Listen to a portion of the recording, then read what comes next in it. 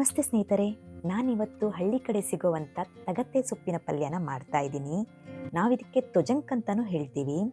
ಇದು ಆರೋಗ್ಯಕ್ಕಂತೂ ತುಂಬಾ ಒಳ್ಳೆಯದು. ಇದೊಂಥರ ಸೀಸನಲ್ ಫುಡ್ಡು, ಎಲ್ಲ ಟೈಮಲ್ಲೂ ಸಿಗೋದಿಲ್ಲ. ಹಾಗಾಗಿ ವರ್ಷಕ್ಕೊಂದ್ಸರಿನಾದರೂ ತಿನ್ನಲೇಬೇಕು. ಸರಿ, ಇವಾಗ ತಗತ್ತೆ ಸೊಪ್ಪಿನ ಪಲ್ಯನ ಮಾಡೋಣ.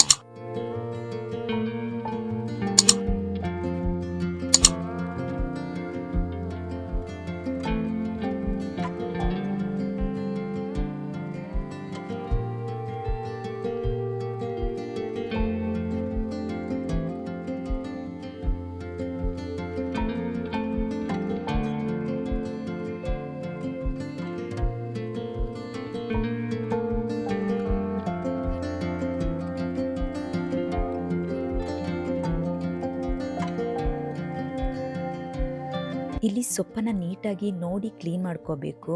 ಅದರಲ್ಲಿರುವಂತಹ ದಪ್ಪ ದಪ್ಪ ದಂಟನ್ನು ತೆಗೆದು ಬರೀ ಸೊಪ್ಪನ್ನು ಮಾತ್ರ ಉಪಯೋಗಿಸ್ಕೋಬೇಕು.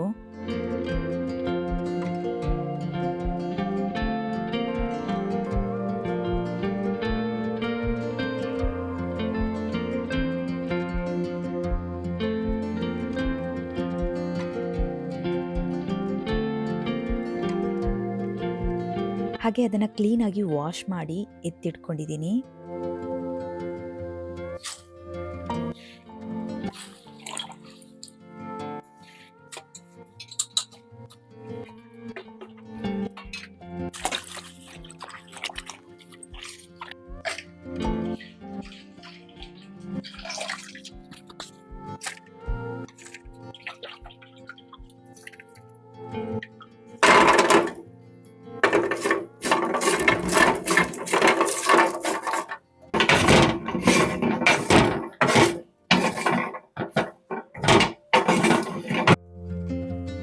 ಈ ತಗತೆ ಸೊಪ್ಪಿನ ಪಲ್ಯಕ್ಕೆ ಹಲಸಿನಹಣ್ಣಿನ ಬೀಜ ಹಾಕಿದ್ರೆ ತುಂಬ ರುಚಿಯಾಗಿರುತ್ತೆ.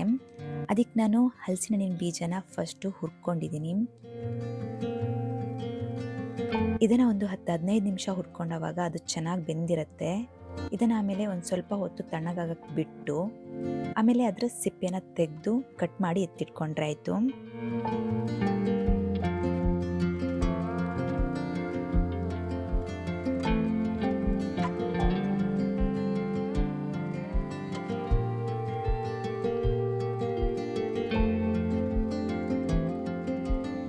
ಇಲ್ಲಿ ನಾನು ಪಲ್ಯ ಮಾಡೋದಕ್ಕೆ ಪ್ಯಾನ್ನ ತಗೊಂಡಿದ್ದೀನಿ. ಇದಕ್ಕೆ 2 ಟೇಬಲ್ ಸ್ಪೂನ್ ಎಣ್ಣೆ, ಹಾಗೆ ಸಣ್ಣ ಸ್ಪೂನಲ್ಲಿ ಅರ್ಧ ಸ್ಪೂನಷ್ಟು ಸಾಸಿವೆ, ಒಂದು 5 ಎಸಳು ಜಜ್ಜಿರೋವಂಥ ಬೆಳ್ಳುಳ್ಳಿ, ಕಾಯಿ ಮೆಣಸು 3, ಒಂದು ಈರುಳ್ಳಿನ ಸಣ್ಣಕ್ಕೆ ಹೆಚ್ಕೊಂಡು ಹಾಕ್ಕೊಂಡಿದ್ದೀನಿ.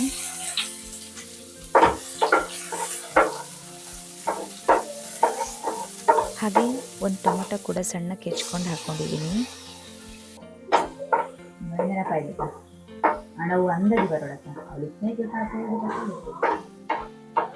ಇವಾಗ ಸ್ವಲ್ಪ ಉಪ್ಪನ್ನು ಹಾಕೋತಾ ಇದ್ದೀನಿ. ಆಮೇಲೆ ಬೇಕು ಅಂದರೆ ಹಾಕೋಬೋದು.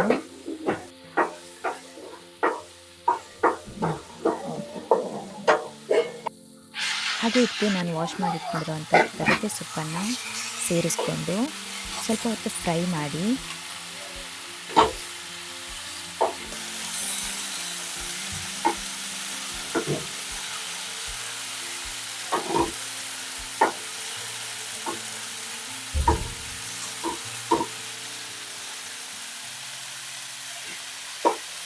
ಇದಕ್ಕೆ 2 ಗ್ಲಾಸ್ ನೀರನ್ನು ಹಾಕ್ತಾ ಇದ್ದೀನಿ.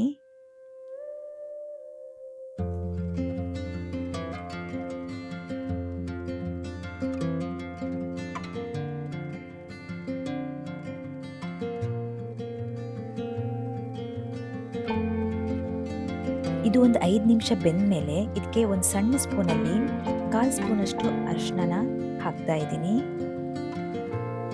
ಇದನ್ನು ಚೆನ್ನಾಗಿ ಮಿಕ್ಸ್ ಮಾಡಿ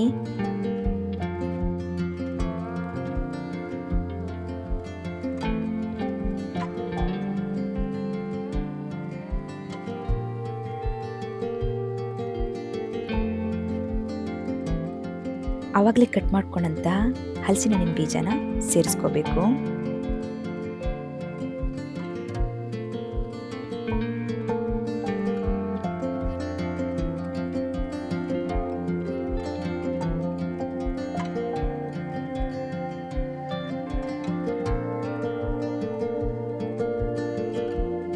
ಹಾಗೆ ಇದಕ್ಕೆ ಸ್ವಲ್ಪ ಕಾಯಿ ತುರಿನ ಹಾಕಿಬಿಟ್ರೆ ತಗತೆ ಸೊಪ್ಪಿನ ಪಲ್ಯ ರೆಡಿ ಆಗುತ್ತೆ.